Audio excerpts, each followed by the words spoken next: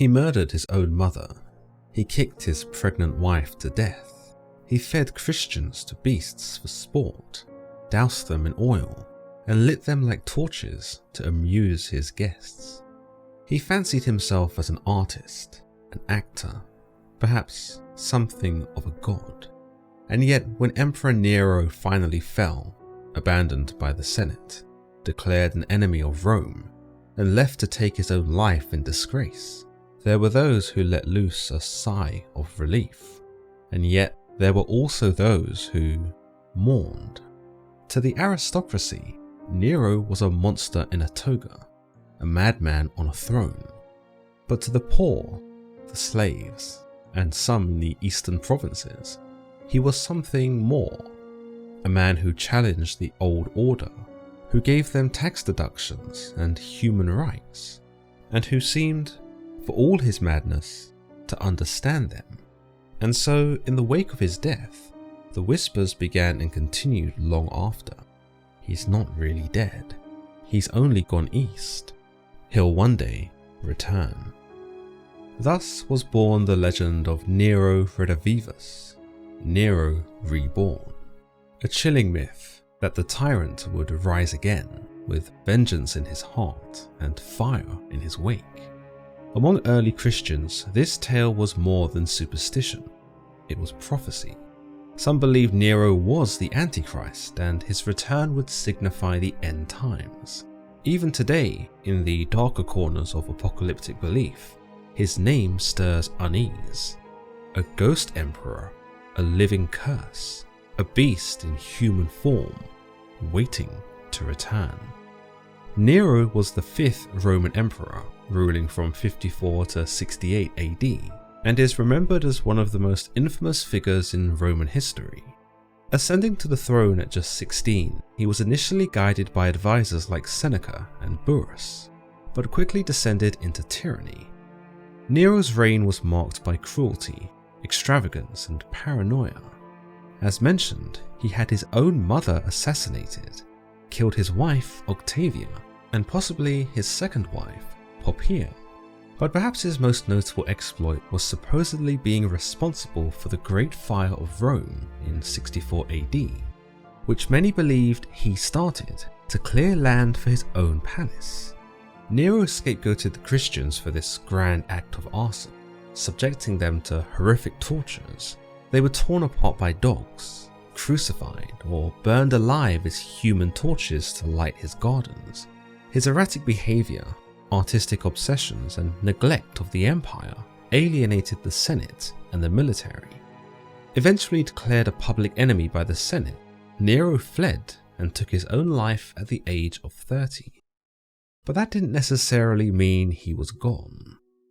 Indeed, it's no exaggeration to say that Nero left a stain on Rome, and yet when many drew sighs of relief when they learned of his demise, others would not dare, believing that the whole thing was some kind of ruse and that the tyrant had merely faked his own death and was going to come back with a vengeance.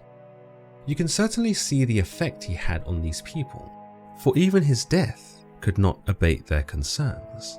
Rather, the people of Rome suffered some sort of PTSD from Nero, who had cultivated a reign so wicked and bloody and monstrous that some believe they would never be free of him. What's more, there were a people who saw Nero not as this oppressor, but more of a savior. Even now, all long for Nero to be alive. Indeed, many think he actually is. Such are the words by ancient Greek writer Dio Chrysostom during the 1st century, some 30 years after Nero had died. If we were to take such words at face value, you'd think that this was a benevolent emperor, who ruled with fairness and justice, and gave his people exactly that which they needed. Indeed, Nero appeared to have a good reputation with the Greeks, for whom he had bestowed freedoms in the region of Achaea. Indeed, the Armenians and the Parthians were also believed to miss Nero, which helped cultivate this legend that Nero would in fact one day return, a legend born out of both woeful fear and earnest nostalgia. the legend was only made more legitimate by the emergence of those who actively pretended to be Nero years after his death. From Roman historians Tacitus, Suetonius, and Cassius Dio, we learn of at least 3 impostors, sometimes known as pseudo-Neros, who had adopted both Nero's persona and look. The first pretender, described by Tacitus in his Histories, tells us of a man who sang and played the lyre, something Nero was famously remembered for doing when Rome was set on fire.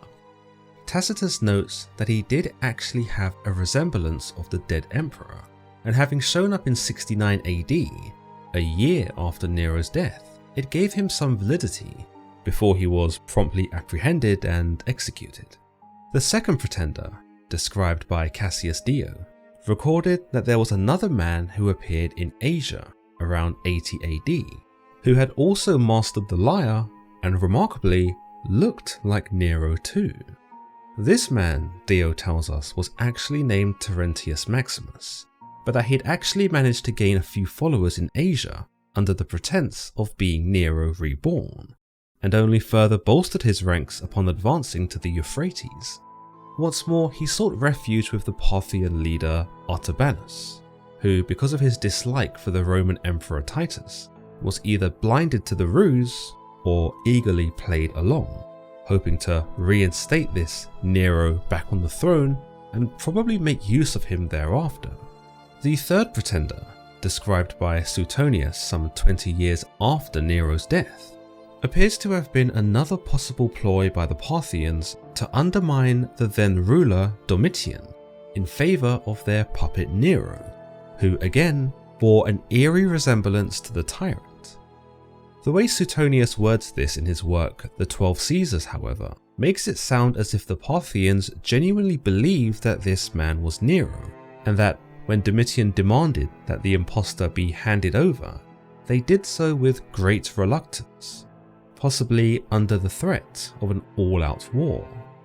As we've gathered, Nero's theoretical return was regarded in 2 very different ways. We know that whilst Nero's reign was marked by his brutality and viciousness, he did implement some policies that were popular amongst the lower class, including tax reductions for the poor and expanded rights for slaves. Whilst his later actions saw him hike these very same taxes to fund his own extravagant projects, it seems plausible that those who had once benefited from his divisive rule were longing for that old Nero, and wouldn't have minded having him back, cruelty and all, if it meant they could benefit from him once again.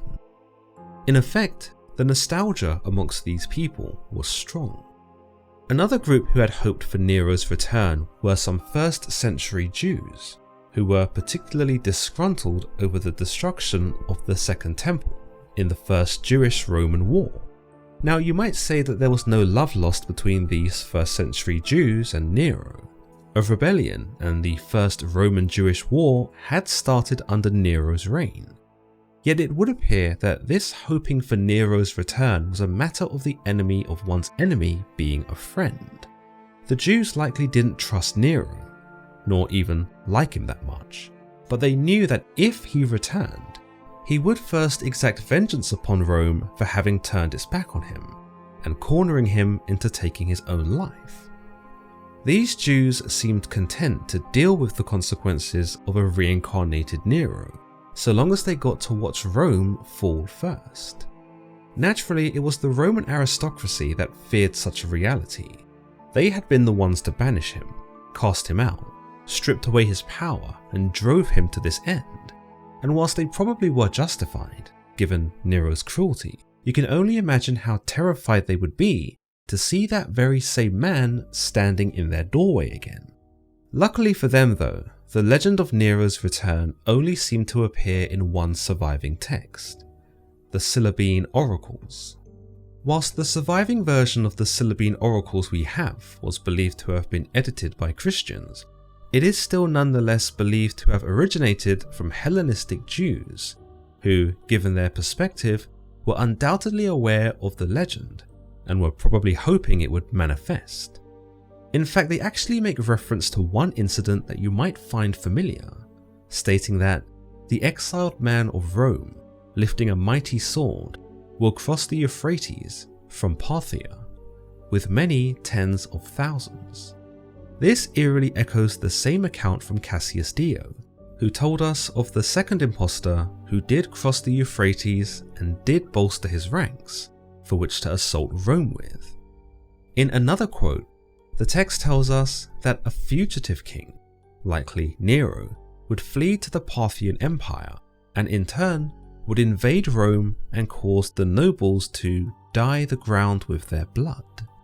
So you can certainly see why such a legend might have had the Roman aristocracy looking over their shoulder, especially as the legend began to reach beyond the borders of Rome. But if anyone had more right to be fearful of a returning Nero than the Roman officials, it was probably the Christians. Despite its growing rise, Christianity, in its relative infancy, was often misunderstood. Missionaries present in Rome were regarded with suspicion, and being a Christian, something considered far more radical than we'd imagine today, was risky business. Many Christian rituals were mistaken for cannibalism, or purposely misidentified so as to fuel the mistrust surrounding it, and perhaps diminish its undeniable popularity. Effectively, being a Christian in Rome would have made you something of a target, not just for the native Romans, who at this point still worshipped their own gods, but for Nero too. You see, Nero was aware of how much his people disliked the Christian movement, or at least knew how suspicious they were of it. So when he was fundamentally criticized and even blamed for the Great Fire of Rome in 64 AD, he shifted the blame onto the only people that the Romans would willingly see punished: the Christians. In an effort to further disguise his own failings with the Great Fire, or to disguise the fact that he was the one who had actually instigated the Inferno, Nero began rounding up Christians and executing them in morbid public showcases. Some were crucified, some were torn apart by wild animals, others were turned into what is described as torches by Tacitus in his Annals, who were set on fire at the end of the day and used as torches to illuminate the night. Because Nero's reputation amongst these early Christians was so devastating, the idea of this Nero redivivus, this return of Nero, was quickly associated with something far more than just the reanimation of a tyrant.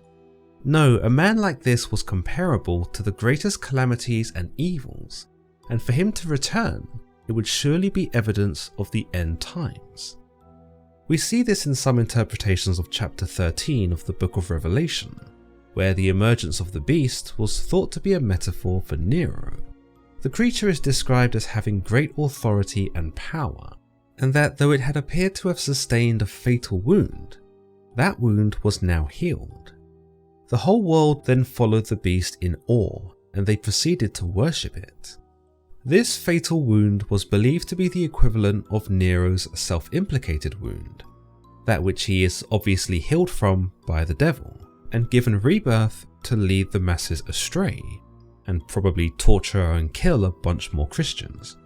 Several writings by early Christian authors make note of this theory between Nero and the beast. Early Christian saint Victorinus of Patau wrote an entire commentary on Revelation in the 3rd century, which equates Nero to this beast, who would attack from the east with the aid of the Jews, who had seemingly let bygones be bygones in favour of their shared mission. Christian Latin poet Commodian also wrote in the 3rd century that Nero shall be raised up from hell, and even went as far as to compare him to the Antichrist, saying that this Latin conqueror would take the form of Christ and deceive everyone besides the faithful into following him. By the 5th century, there genuinely was some belief by which the idea of Nero being the beast in Revelation was suddenly shifted unto him being the Antichrist, as told to us by Commodian. Christian writer Sulpicius Severus noted in his work Sacred History that he was aware of doubts that Nero had ever killed himself, telling us that even if he did put an end to himself with a sword, his wound was cured and his life preserved. something he also associates with the Revelation account of the beast. Yet Severus also notes that Nero was the basest of all men, and even of wild beasts, who will yet appear immediately before the coming of the Antichrist. Whilst the Sibylline Oracles appears to be the earliest text that mentions this return of Nero, and sort of frames him as this scourge of Roman aristocracy and an unlikely ally of the Jewish people, we do see the text forsake Nero too, and render him to be just as evil as his reputation suggests. He is described as becoming malignant by the 5th book, turning hostile towards everyone, and making himself out to be equal to God. Perhaps this runs in symmetry to the latter Christian theory that Nero was the Antichrist, he who, according to scripture, comes to lead the whole world astray under the guise that he is the Messiah. The 5th book also tells us that whilst Nero's initial commitment is to destroy Rome, he actually turns his focus upon Jerusalem, effectively betraying the Jews who rallied with him and destroying the Holy Land. This final reference to Nero in this book tells us that he will instigate a war on a global scale that will ruin the earth and destroy men and kings alike. As always guys, if you've enjoyed today's episode, then don't forget to leave this video a like, and don't forget to subscribe for more content just like this. Until next time.